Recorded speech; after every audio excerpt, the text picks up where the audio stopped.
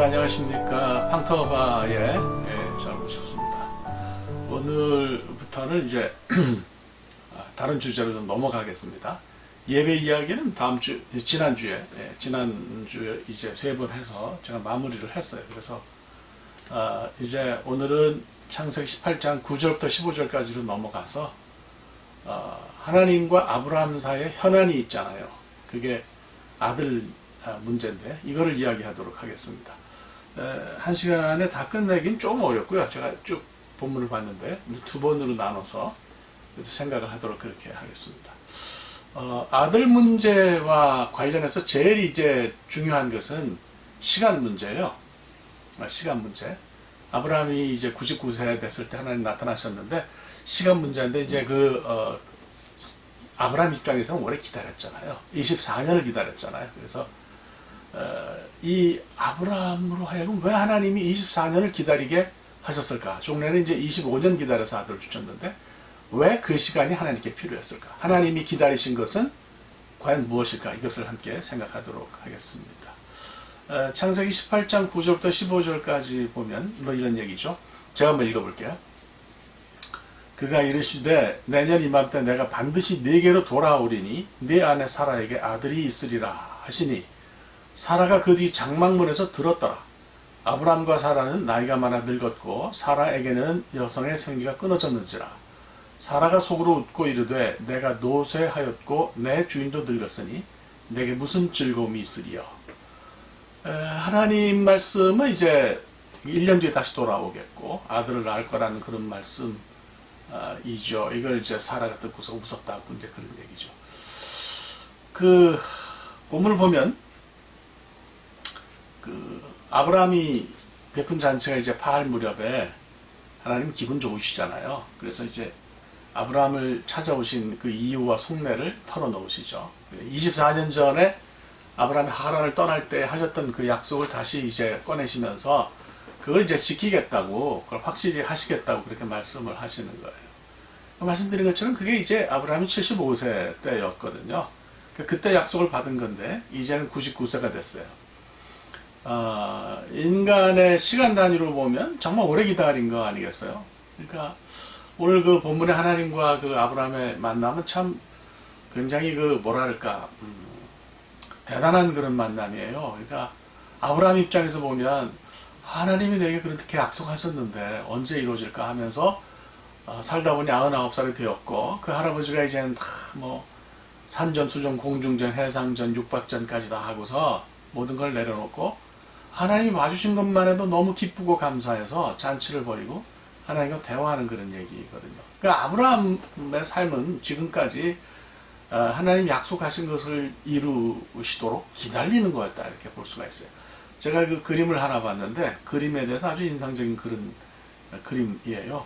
가르가게 길게 쭉 이렇게 내려진 것이 그리움의 어떤 길이, 깊이, 아픔 이런 것을 상징하는 그림이어서 눈에 쑥 들어왔어요. 아브라함을 상징한 듯한 그림 하나 더 있어요. 이거 보여드릴게요. 제목이 Still Waiting인데요. 제가 이 그림을 보면서 어떤 생각이 들었냐면, 정몽주가 부른 단심가가 생각이 났어요. 정말 백골이 진토되어 넋이라도 있고 없고 임향한 일편단심이야. 그래서 정몽주가 노래했잖아요. 그 하나님의 약속을 기다리는 아브라함 생각이 이 그림 보면서 났습니다. 자, 어쨌거나 아브라함은 기다렸어요. 오래 기다렸는데요. 물론 실수도 했습니다. 아무리 믿음이 좋았다 해도 아브라함 또한 이제 평범한 사람이었기 때문에 그 한계를 벗어날 수는 없었잖아요. 그래서 창세기 15장에서는 우리가 다 얘기했어요. 다메섹 사람 양자 엘리에서를 드리겠다 이런 계획이 있다고 말하면서 아들 안 주셔도 된다고 이렇게 항의하기도 하고요. 또 이제 창세기 16장으로 넘어가면 지친 끝에 그만 하갈을 통해서 이스마엘을 낳는 실수까지 했어요. 그것 때문에 하갈의 집도 나고 우리가 다뤘잖아요. 아주 여러 가지 문제가 굉장히 많았습니다. 자, 어쨌거나 24년 동안 한계가 있는 평범한 인간으로 이제 아브라함이 살았는데요. 근데 우리가 갖는 의문은 아주 솔직하게 본문을 들여다보면서 생각하면 우리가 하나님 염려를 많이 해서 본문을 향해 솔직한 질문 잘 안 하잖아요. 그런데 본문의 의미를 알려면 사실은 솔직한 질문을 던져야 되는 거죠. 여기 질문은 뭐겠어요? 아니, 하나님은 그 긴 세월 동안 뭘 하셨냐 하는 거예요. 예? 아니, 24년 동안 아브라함을 기다렸는데, 그럼 그 기다림을 보시면서 하나님은 뭘 하셨나? 이게 우리가 이제 갖는 질문이죠. 하나님이요, 24년 동안 굉장히 그 고집스러운 면을 보여주셨어요. 아브라함이 인간적으로 그 사그라드는 그런 모습을 보시면서 오랫동안 아들 주겠다는 말씀만 하시지 뭐 특별히 그것을 이제 실천하시겠다는 말씀은 없으셨어요.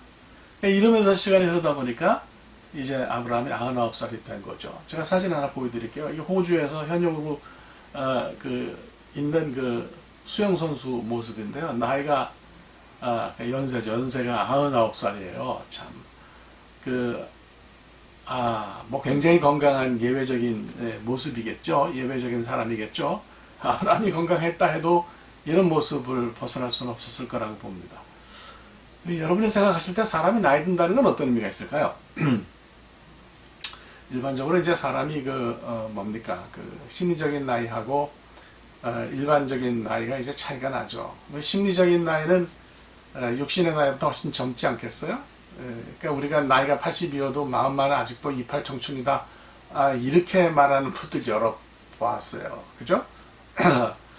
이제 그게 뭐 그럴 수 있어요. 저도 제 마음에 있는 나이는 아직 30대 초반인데 누구나 다 그렇지 않겠어요? 이제 그러면서 나이가 들다 보면 또 어느 시점에 이르다 보면 이제는 더 이상 그렇게 말할 수 없는 때가 옵니다. 내가 더 이상 심리적으로 젊다는 얘기를 할 수 없게 되고 다시 뒤로 돌아갈 수 없다라는 사실을 그걸 인정하는 때가 오는 거죠. 창세기 18장에서 하나님이 아브라함을 찾아오신 그때는 아브라함에게 딱 그런 시점이었다고 봅니다. 그러니까 아브라함이 그런 걸 인정할 정도로 내가 이제는 정말 나이 들었지. 99이잖아요. 그럴 때까지 왜 하나님 기다리셨을까? 아브라함에게 능력이 있을 때에 뭔가 하셔서 아들을 주셨다면 그것도 참 좋았을 텐데 왜 하나님은 아브라함이 철저하게 무력해졌을 때 찾아오신 건가? 그런 질문이 생깁니다. 그게 이제 우리가 얻어야 되는 대답이기도 한데요. 식사를 끝내신 하나님이 갑자기 사라를 찾으신 거죠. 그래서 장막에 사라가 있다는 이야기를 들으신 하나님이 뜬금없이 내년 이맘때 아들을 낳을 거라고 그러시는 거예요. 그 시대 장막은 당연히 방음 설비가 안 돼 있는 거죠. 그래서 층간소음이 굉장히 컸을 거예요. 그러니까 층간소음 같은 것이 발생하면서 하나님의 말씀이 사라가 있던 장막에까지 들렸어요. 아들을 낳을 거다. 사라가 어떻게 했습니까? 12절 보면 사라가 속으로 웃고 이르되 내가 노쇠하였고 내 주인도 늙었으니 내게 무슨 즐거움이 있으리요. 이제는 뭐 아이를 생산할 수 있는 생리도 끊어졌고 육신으로 불가능했어요. 한 상태가 된 거죠. 사라만 그런 게 아니고 주인도 늙었다. 아브라함도 이제는 그런 가능성이 없다는 거예요.